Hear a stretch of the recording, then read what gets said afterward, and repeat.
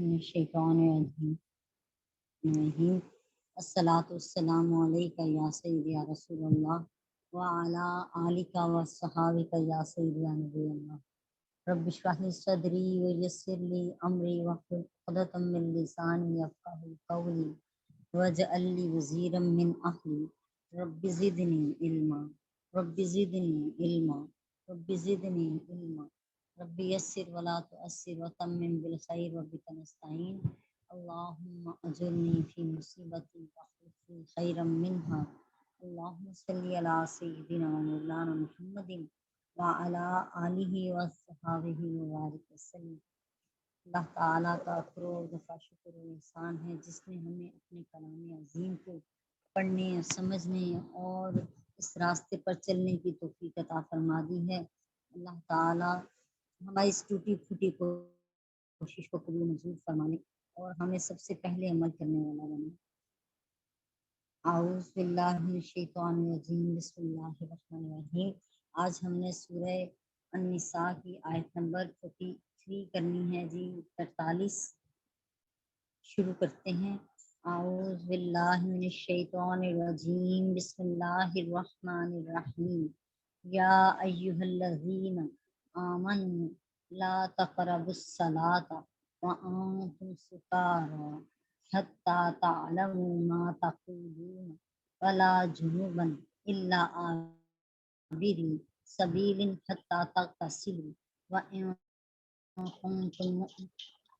كنتم مرضى أو على سفر أو جاء أحد منكم من الغائط أو لامستم النساء فلم تجدوا ماء فتيمموا صعيدا طيبا فامسحوا بوجوهكم وأيديكم إن الله كان عفوا غفورا۔ بسم اللہ الرحمن الرحیم۔ لفظی ترجمہ کرتے ہیں۔ یا ایھا الذین آمنوا، اے لوگو جو ایمان لائے، لا تقربوا الصلاۃ، نماز کے قریب نہ جاؤ، وانتم سکارا، اس حال میں کہ تم نشے میں ہو، حتی تعلموا، جب تک کہ تم جان نہ جاؤ، ما تقولون، جو تم کہتے ہو، ولا جنوباً، اور نہ ہی ناپاکی کی حالت میں تم نماز کے قریب جاؤ، الا عابری، مگر یہ کہ الا عابری سبیل، مگر یہ کہ تم مسافر ہو، حتی تغتسلوا، جب تک کہ تم غسل نہ کر لو، وَإِن كُنتُم مرضى، اور اگر تم بیمار ہو، او علی سفر، یا تم سفر میں ہو، او جاء احد منکم، یا کوئی تم میں سے آئے، من الغائط، قضائے حاجت کر کے، او لامستم النساء، یا کسی میں سے چھوا ہو عورتوں کو، فلم تجدوا ماء، پس اگر تم پانی نہ پاؤ، یعنی اگر تمہارے پاس پانی میسر نہ ہو یا تم پانی نہ پاؤ، فتیمم، پس تیمم کر لو، صعیداً طیباً، پاکیزہ مٹی کے ساتھ، فامسحوا بوجوہکم، بس مسح کرو اپنے چہرے کا، وایدیکم، اور اپنے ہاتھوں کا، ان اللہ کان عفوا غفورا، بے شک اللہ تعالیٰ نہایت درگزر فرمانے والا اور بخشنے والا ہے۔ اے ایمان والو، نشے کی حالت میں نماز کے قریب نہ جاؤ حتیٰ کہ تم یہ جان لو کہ تم کیا کہہ رہے ہو۔ جی، یہ عرب قوم جو تھی شراب کی خوب عادی تھی، اور اسلام سے پہلے بہت ہی زیادہ ہر گھر میں مٹکوں کے حساب سے جو ہے گھر میں شراب رکھی جاتی تھی اور عام مشروب کے طور پہ اس کو پیا جاتا تھا۔ اللہ تعالیٰ نے بڑی حکمت کے ساتھ ان کی بری عادت کو چھڑایا، اور پہلا حکم آیا اس حوالے سے کہ جس وقت میں آپ نماز کا وقت ہو تو اس سے پہلے جو ہے نشہ کرنا درست نہیں ہے، یعنی نشے کی حالت میں نماز کے قریب نہیں جا سکتے۔ سو ان لوگوں نے ان 5 اوقات میں اس چیز کا دھیان رکھنا شروع کیا کہ ان 5 اوقات یعنی نماز کے قریب ہم نشہ نہ کریں اور شراب وغیرہ نہ پئیں۔ اس آیہ کریمہ کا شان نزول کیا ہے یہ سن لیتے ہیں۔ امام ابو عیسیٰ محمد بن عیسیٰ ترمذی شریف میں حدیث سے روایت کر رہے ہیں کہ حضرت علی ابن ابی طالب رضی اللہ تعالیٰ عنہ بیان کرتے ہیں کہ حضرت عبد الرحمن بن عوف رضی اللہ عنہ نے ہمارے لیے کھانے کی دعوت کی اور ہم کو تحریم شراب سے پہلے، یعنی اس وقت ابھی شراب حرام نہیں کی گئی تھی، اس سے پہلے ہمیں شراب پلائی، ہم نے شراب پی لی اور اسی وقت نماز کا وقت آ گیا، انہوں نے نماز پڑھانے کے لیے مجھے امام بنا دیا، میں نے پڑھا کل یا ایھا الکافرون، کہہ دیجئے نبی کریم صلی اللہ علیہ وسلم کہ اے کافرو، لا عابد ما تعبدون، نہیں میں عبادت کرتا جس کی تم عبادت کرتے ہو، وَنَحْنُ نَعْبُدُ، اور ہم عبادت کرتے ہیں ما تعبدون، جن کی تم عبادت کرتے ہو۔ آپ کہیے کہ کافروں میں اس کی عبادت نہیں کرتا جس کی تم عبادت کرتے ہو، اور ہم اس کی عبادت کرتے ہیں جس کی تم عبادت کرتے ہو۔ نعوذ باللہ، یعنی جن بتوں کی وہ کافر عبادت کرتے ہیں، ہم بھی اس طرح عبادت کرتے ہیں، اللہ معاف فرما دے۔ یعنی ایک کفر کلمہ جو ہے وہ منہ سے نکل آیا، اور کیونکہ نشے کی حالت میں تھے اور گمان بھی نہ کر سکے کہ ہم نے مجھ سے کیا لفظ ادا کیے، تب اللہ تعالیٰ نے یہ آیت کریمہ نازل کی کہ اے ایمان والو، نشے کی حالت میں نماز کے قریب نہ جاؤ یہاں تک کہ تم یہ جان لو کہ تم کیا کہہ رہے ہو، جب تک ہوش میں نہ آ جاؤ اور تمہیں یہ پتہ چل جائے کہ تمہارے منہ سے کیا ادا ہو رہا ہے۔ جی ایک اور حدیث پاک اسی حوالے سے، اس کے شان نزول کے حوالے سے امام ابن جریر بھی بیان کر رہے ہیں، از ابو عبد الرحمن سے حضرت علی کو نماز حضرت عبد الرحمن بن عوف نے پڑھائی، اور ان کو اس آیت کے پڑھنے میں تھوڑا شک ہو گیا، بھول گئے اور غلط پڑھ لی اس آیت کو، تب یہ آیت کریمہ نازل ہوئی کہ ایمان والو، نشے کی حالت میں نماز کے قریب نہ جایا کرو۔ یہ جامع البیان کا بیان ہے جو بتایا گیا ہے۔ امام حاکم نیشا پوری فرماتے ہیں کہ اس حدیث میں روایت کیا ہے کہ ایک شخص کو امام بنا دیا گیا، اس نے قرات میں غلطی کی، پھر یہ آیت کریمہ نازل ہوئی، اور یہ حدیث سے صحیح ہے۔ یعنی جب اس سے بعض مفسرین نے یہ بات بھی اخذ کی ہے، جب بہت زیادہ نیند کا بھی غلبہ ہو تو اور انسان کو پتہ نہ ہو کہ میں کیا پڑھ رہا ہوں، تو ایسی حالت میں بھی نماز کے قریب جانے کا معاملہ نہیں ہے۔ اللہ تعالیٰ ارشاد فرماتے ہیں آیت نمبر 43 میں ہی، اور نہ جنابت کی حالت میں مگر یہ کہ تم مسافر ہو حتیٰ کہ تم غسل کر لو۔ اس آیت کا معنی یہ ہے کہ حالت جنابت میں نماز پڑھنا جائز نہیں ہے۔ ہم نے طہارت کورس میں بھی پڑھا وہ تمام حالتیں جن میں غسل فرض ہو جاتا ہے وہ حالت جنابت ہے، لیکن اگر کوئی شخص سفر میں جنبی ہو جائے اور اس کو یعنی احتلام ہو گیا ہے اور پتہ نہیں چلا غسل واجب ہو گیا اس پہ، اب اس کو غسل کے لیے پانی نہ ملے تو وہ تیمم کر کے نماز پڑھ لے، جس کا درست طریقہ بتایا گیا ہے۔ آیت نمبر 43 میں آگے بتایا جا رہا ہے، اور اگر تم بیمار ہو یا تم سفر پر ہو یا تم میں سے کوئی شخص قضائے حاجت کر کے آئے یا تم نے عورتوں سے مقاربت کی ہو یعنی مباشرت کی ہو، پھر تم پانی نہ پاؤ تو تم پاک مٹی سے تیمم کر لو، تو تم اپنے چہرے اور ہاتھوں پر مسح کرو۔ جی تیمم کا طریقہ بھی ساتھ بیان ہو گیا۔ امام مسلم بن حجاج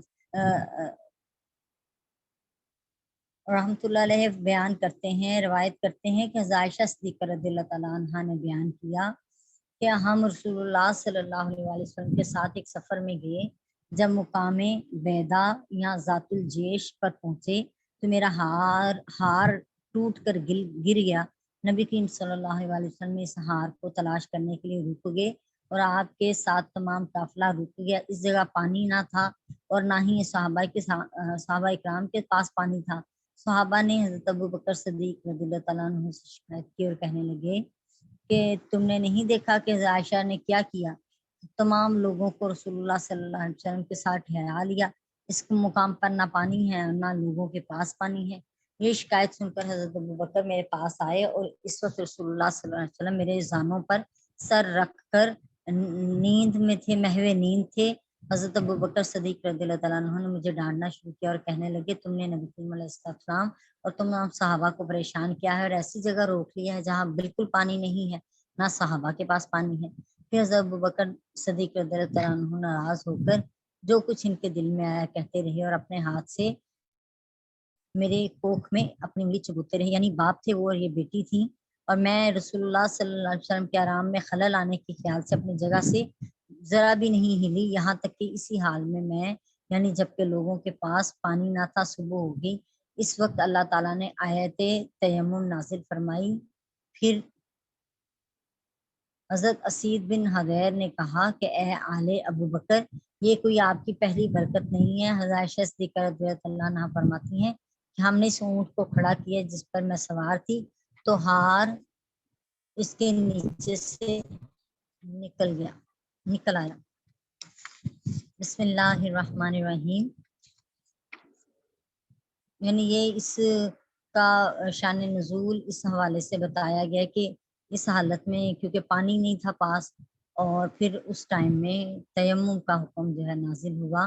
تیمم کتاب، سنت اور امت مسلمہ ان سب کا اس پر اتفاق ہے، اجماع ہے، سب اس پر اتفاق رکھتے ہیں۔ تیمم کی خصوصیت سے اللہ تعالیٰ نے صرف اس امت کو ہی سرفراز کیا ہے، اس سے پہلے کسی امت کو اس کی اجازت نہ تھی۔ امت کا اس پر اجماع ہے، یعنی سب ایگری ہیں اس پہ کہ حدیث اصغر ہو یا حدیث اکبر ہو۔ یعنی حدیث اصغر کون سی حالت تھی؟ ہم نے پڑھا تھا جب وضو نہ رہے تو انسان حدث اصغر اور حدث اکبر ہے جی۔ حدث اصغر وہ حالت ہے جس میں وضو نہیں ہوتا، وضو کے بغیر ہے انسان، تو حدث اصغر کی یعنی چھوٹی ناپاکی کی کیفیت ہم پر طاری ہو جاتی ہے۔ جو ہی ہم وضو کر لیتے ہیں تو یہ حدث ہم سے دور ہو جاتا ہے، ناپاکی دور ہو جاتی ہے۔ دوسرا حدث اکبر ہے، تو یہ بڑی ناپاکی جو ہی ہم پر غسل فرض ہو جائے تو یہ حالت ہم پر طاری ہو جاتی ہے، تو جو ہی ہم غسل کر لیتے ہیں تو یہ حدث اکبر بھی ہم سے دور ہو جاتا ہے۔ لیکن آپ دیکھیں وضو اور غسل دونوں کے لیے پانی کی ضرورت ہے، اور تیمم اس حالت میں ہے جب پانی آپ کے پاس موجود نہ ہو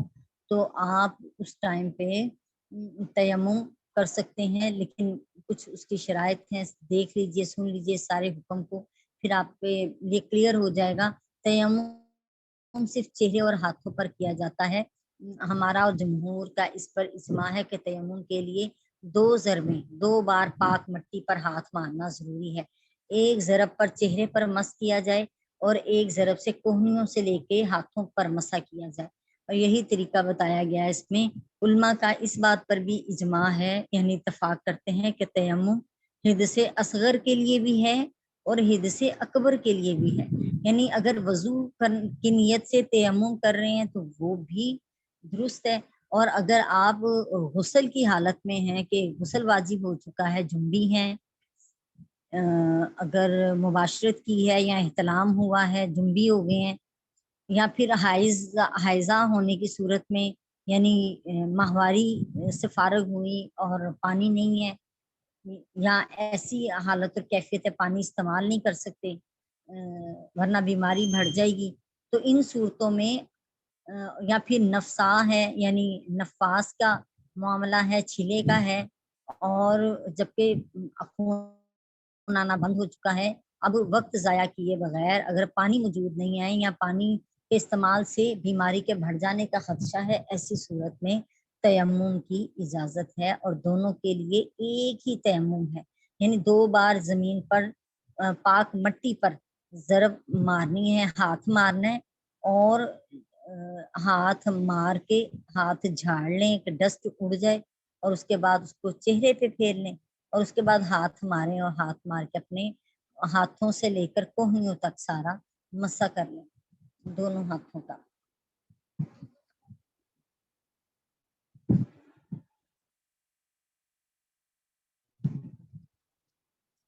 ہاں البتہ یہ کہا گیا ہے کہ جنبی جو ہے وہ اگر نماز پڑھ لے تیمم سے اور اس کو اس کے بعد پانی مل جائے تو اب اس پر غسل کرنا جو ہے واجب ہے۔ اس میں یہ احادیث صحیحہ سے یہ بات ثابت ہے کہ جب پانی مل گیا تو نبی کریم علیہ السلام نے جنبی کو غسل کرنے کا حکم دیا۔ اگر مسافر کے پاس پانی نہ ہو تو پھر بھی اپنی بیوی سے جمع کر سکتا ہے۔ وہ اگر اتنا پانی ہو تو اپنی شرمگاہوں کو دھو کر تیمم کر لیں اور نماز پڑھ لیں، اور اگر انہوں نے اپنی شرمگاہیں دھو لی تو ان پر نماز کو لوٹانا نہیں ہے۔ اور اگر مرد نے اپنے آلے کو نہیں دھویا اور تو اس کو نماز کا اعادہ کرنا پڑے گا، یعنی ریپیٹ کرنی پڑے گی، دہرانا پڑے گا۔ اور اگر اس نے دھو لیا تو پھر نہیں۔ جس شخص نے کسی مرض یا زخم کی وجہ سے تیمم کیا اس پر نماز کو لوٹانا نہیں ہے، اور جس نے پانی کے نہ ہونے کی وجہ سے تیمم کیا تو اگر وہ ایسی جگہ ہے جہاں غالباً پانی نہیں ہوتا، مثلا سفر میں ہے، تو اس پر بھی اس کو لوٹانا واجب نہیں ہے۔ اور اگر ایسی جگہ پر ہے جہاں پر کبھی کبھی پانی نہیں ہوتا اور اکثر ہوتا ہے، اس پر نماز کا لوٹانا جو ہے وہ ضروری ہے۔ جو شخص 1.5 میل کے فاصلے پر شہر سے دور ہو اور اس کو پانی نہ مل رہا ہو تو وہ فقہ احناف کے نزدیک تیمم کر سکتا ہے اور اس پر نماز کا لوٹانا بھی نہیں ہے۔ حضرت امام ابو حنیفہ اور امام مالک کہتے ہیں کہ زمین کی تمام اقسام سے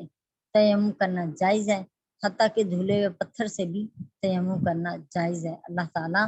ہماری مدد فرمائے اور ہمیں صحیح معنی میں ان احکامات کو سمجھنے کی توفیق عطا فرمائے۔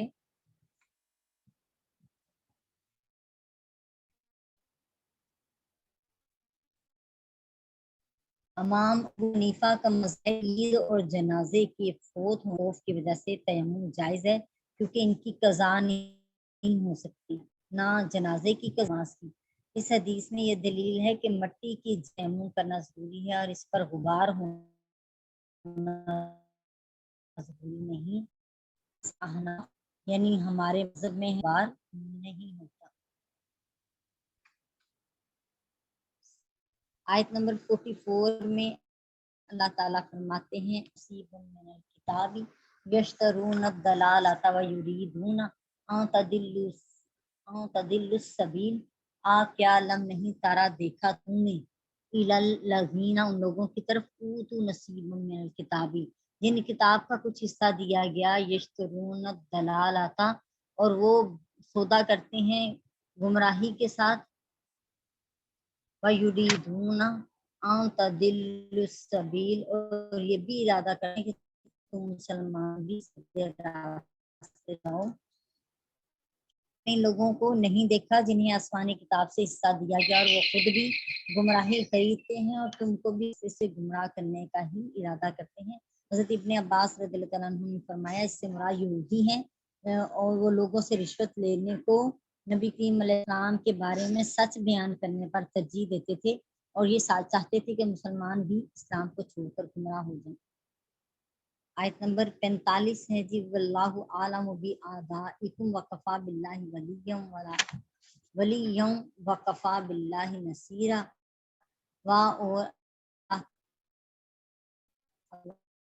اور عالم خوب جان کارساز وَکَفَى بِاللَّهِ نَصِیرًا اور اللہ کی ذات مددگار کافی ہے۔ اس آیت کا معنی یہ ہے کہ اللہ تعالیٰ کی حمایت اور اس کی مدد تم کو دوسروں سے مستغنی کر دے گی، خصوصاً یہودیوں سے، جبکہ جن کی نصرت کی تم توقع رکھتے ہو۔ سو لوگوں سے یا کوئی بھی، چاہے وہ مالی طور پہ مضبوط ہے یا کسی بھی حیثیت میں معاشی طور پہ بڑی عزت رکھتا ہے، پھر بھی یہی کہا گیا کہ ہمیں اللہ تعالیٰ کی ہی مدد اور حمایت کی کا انتظار اور توقع رکھنا چاہیے اور اللہ ہی کی ذات پر بھروسہ کرنا چاہیے۔ اللہ تعالیٰ نے اس آیت میں مسلمانوں کو یہ خبر دی ہے کہ یہودیوں اور دوسرے کافروں کی دشمنی تم کو ہرگز نقصان نہیں پہنچا سکتی، جبکہ اللہ تعالیٰ کی حمایت اور نصرت تمہارے ساتھ ساتھ ہے، یعنی اللہ تعالیٰ ہی مومنوں کا کارساز ہے۔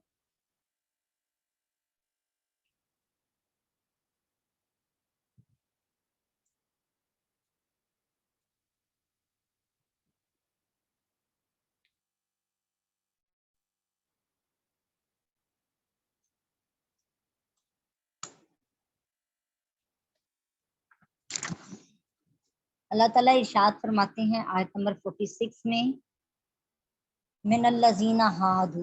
युहर्रिफूनल कलिमा अम्मा वादिही व यक़ूलूना समीना व असैना वस्मा गैरा मुस्मइन व राइना यम बि अलसिनतिहिम व कीन वलौ अन्नहुम क़ालू समीना व अताना वस्मा वंज़ुरना लकान खैरल लहुम व अक़वमा वलाकिन लअनहुमुल्लाहु बिकुफ्रिहिम फला युमिनूना इल्ला क़लीला। यहूदियों में से वमिन अल्लज़ीना हादू, और यहूदियों में से कुछ लोग ऐसे हैं युहर्रिफूनल कलिमा, जो कलमात बदल देते हैं अम्मावादिही, इनकी जगहों से, वयकूलूना, और फिर वो कहते हैं समीना, हमने हुक्म सुन लिया, व असैना, पर हमने ना माना, वस्मा गैरा मुस्मईन, सुनिए आपको कोई सुनने वाला ना हो, व राइना, यानी आपकी सुनवाई ना हो, व राइना लयम, और राइना का लफ्ज कहते हुए मरोड़ते हैं भी अलसिनातिहिम, अपनी जुबानों को, व तानन, और ताना करते हैं, फिर दीन में ताना जनी करते हैं, वलौ अन्ना हम, और अगर बेशक ये कि वो कालू कहते, अगर ये बात कहते समीना व अताना, कि हमने अल्लाह का हुक्म सुना और हमने इसको माना या अतात की इसकी, वस्मा, और सुनिए, मंजूर, और नजर करम फरमाइए हम पर, लकाना खैरल लहुम, तो इनके लिए ज्यादा बेहतर होता, व अक़वामा, और ज्यादा दुरुस्त बात होती, वलाकिन लअनहुमुल्लाहु, लेकिन अल्लाह ने भी इनके इस दोगलेपन की वजह से इन पर लानत की है, अल्लाह ने लानत की है इन पर, बिकुफ्री हिम, इनके कुफर के बाइस, फला युमिनूना इल्ला कलीला, बस नहीं ईमान लाते इनमें से, नहीं ईमान लाएंगे मगर सिर्फ थोड़े से लोग। और यहूदियों में से कुछ लोग अल्लाह के कलमात को इनकी जगहों से फेर देते हैं और कहते हैं हमने सुना और नाफरमानी की, और आपसे कहते हैं सुनिए, आप ना सुनाए गए हों, और अपनी जुबानें मरोड़ कर दीन में तानाजनी करते हैं, तानाजनी करते हुए राई ना कहते हैं, और अगर वो ये कहते कि हमने सुना और हमने अतात की, और आप हमारी बात सुने और हम पर नजर करम फरमाएं, तो ये इनके लिए बेहतर होता और ज्यादा दुरुस्त होता, लेकिन अल्लाह ताला ने इनके कुफर के बाइस इन पर लानत फरमाई है, तो इनमें से कम लोग ही हैं जो ईमान लाएंगे। यहूदियों की जो दोगलापन था उसके बारे में बताया जा रहा है। हज़रत इब्ने अब्बास रज़ियल्लाहु तआला अन्हुमा से रवायत है कि नबी करीम सल्लल्लाहु अलैहि वसल्लम की सिफात आपकी बेसत के ज़माने और आपकी नबूवत के मुतल्लिक यहूद की किताब में जो पेशन गोइयाँ थी, वो इन सब को बदल देते थे और कहते थे कि हमने आपकी बात सुनी और सुनकर हमने इसकी नाफरमानी की, और अपनी ज़बान मरोड़ कर नबी करीम अलैहिस्सलाम के लिए राय ना कहते, और ये इनकी लुगत में गाली थी। अल्लाह माफ फरमाए, अल्लाह माफ फरमाए। जब नबी करीम अलैहिस्सलाम कोई हदीस फरमाते या कोई हुक्म देते तो कहते हमने सुन लिया, और दिल में कहते कि हमने नाफरमानी कर। जब वो नबी करीम अलैहिस्सलाम से कोई बात करने का इरादा करते तो कहते हैं अबू कासिम सुनिए, और अपने दिल में कहते कि आप ना सुने, और वो आपसे राय ना कहते, और इस लफ्ज से ये मानी जाहिर होते कि आप इन पर नजर रहमत फरमाएं, और जुबान मरोड़ कर इससे अपने दिल में रऊनत का माना लेते, और समीना व अताना कह देते, और वस्मा वगैरह मुस्मिन, और रायना की जगह उनसे ना कहते, तो ये बहुत बेहतर होता। यानी अल्लाह पाक फरमा रहे हैं कि मेरे साथ मेरे नबी का भी अदब करते और उनकी बारगाह में इस तरह दोगले उनका मुजाहरा ना करते और उनका मजाक ना उड़ाते, और तुम्हारा दिल से तुम अपने दिल को साफ कर लेते और मेरे नबी का अदब करते, तो ये तुम्हारे लिए ज्यादा बेहतर और दुरुस्त होता। लेकिन अल्लाह ताला ने इनके कुफ्र के बायस इन पर लानत कर दी, यानी नबी करीम अलैहिस्सलाम की इस तौहीन की सजा में इनको दुनिया में रुस्वा कर दिया गया और आखिरत में इनको अपनी रहमत से बिल्कुल दूर कर दिया गया। सो इनमें से बहुत कम लोग हैं जो ईमान लाएंगे, और ये वो लोग हैं जो अहले किताब हैं। नबी करीम अलैहिस्सलाम के जनाब में ऐसा लफ्ज कहना जिसका ज़ाहिरी मानी तौहीन का बायस हो, तो ये कुफर है। اس کے بارے میں ہم پیچھے پہلی جلد میں سورہ البقرہ میں ہم پڑھ کے آئے ہیں. اللہ تعالیٰ نے ایسے یہودیوں پر لعنت فرمائی ہے. اس لیے تھوڑی سی تفصیل بھی پڑھیں گے. لعنت کا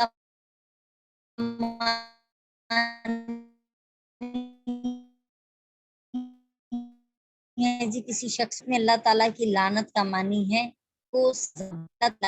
لعنت کا معنی ہے کہ اس پر رحمت کا نہ، اس کو نیکی کی توفیق نہ ملنا.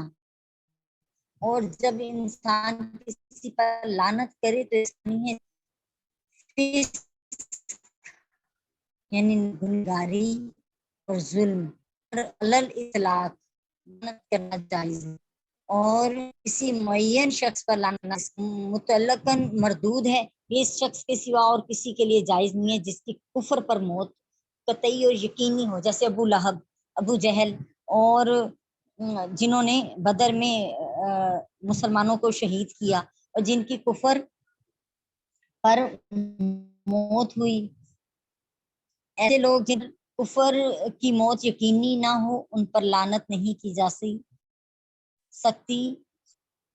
جب کفار پر لعنت کی جائے تو شرعاً اس کا معنی ہے اللہ کی رحمت سے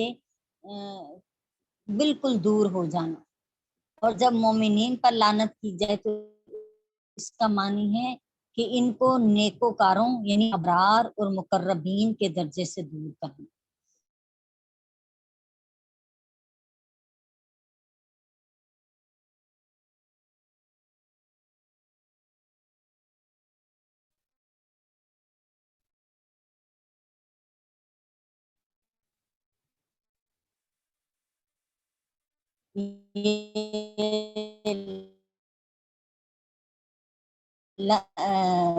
اعلان حدیث سے پاک بیان کروں گی. حضرت مسعود